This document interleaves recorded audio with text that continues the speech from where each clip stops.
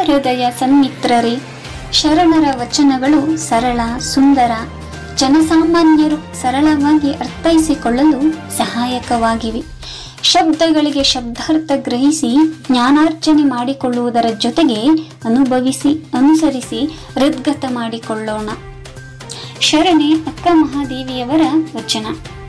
ಬೆಟ್ಟದ ಮೇಲೊಂದು ಮನೆಯ ಮಾಡಿ ಮೃಗಗಳಿಗಂಜಿದಡೆಂತಯ್ಯ, ಸಮುದ್ರದ ತಡಿಯಲೊಂದು ಮನೆಯ ಮಾಡಿ ನೊರೆತೆರೆಗಳಿಗಂಜಿದಡೆಂತಯ್ಯ, ಸಂತೆಯೊಳಗೊಂದ ಮನೆಯ ಮಾಡಿ ಶಬ್ದಕ್ಕೆ ನಾಚಿದಡೆಂತಯ್ಯ.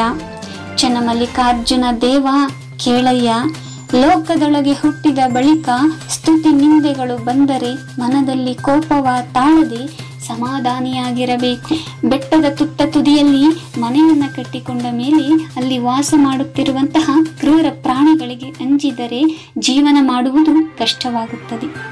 ಸಮುದ್ರದ ದಡದಲ್ಲಿ ಮನೆಯನ್ನ ಕಟ್ಟಿಕೊಂಡ ಮೇಲೆ ಅಲ್ಲಿ ಅಪ್ಪಳಿಸುವಂತಹ ಅಲೆಗಳಿಗೆ ಹೆದರಿದರೆ ಬದುಕು ದುಸ್ತರವಾಗುತ್ತದೆ.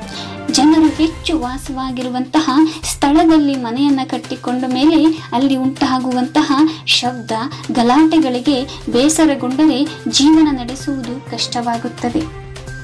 ಭಗವಂತ ಸಾಮಾನ್ಯ ಮನುಷ್ಯರಾದಂತಹ ನಾವು ಈ ಭೂಮಿಯ ಮೇಲೆ ಹುಟ್ಟಿದ ಮೇಲೆ ಎಲ್ಲ ರೀತಿಯ ಅವಮಾನ, ಅವಹೇಳನ, ನಿಂದನೆಗಳು ಕೇಳಿದರೂ ಸಹ ಮನಸ್ಸನ್ನ ಕೋಪದ ಬೆಂಕಿಗೆ ಬಲಿಯಾಗಿಸದೆ ಸಮಚಿತ್ತ ಭಾವದಿಂದ ಇದ್ದಾಗ ಮಾತ್ರ ಬದುಕನ್ನ ಮುಂದುವರಿಸಲಿಕ್ಕೆ ಸಾಧ್ಯವಾಗುತ್ತದೆ ಎನ್ನುವಂತಹ ಒಂದು ಭಾವ ಈ ವಚನ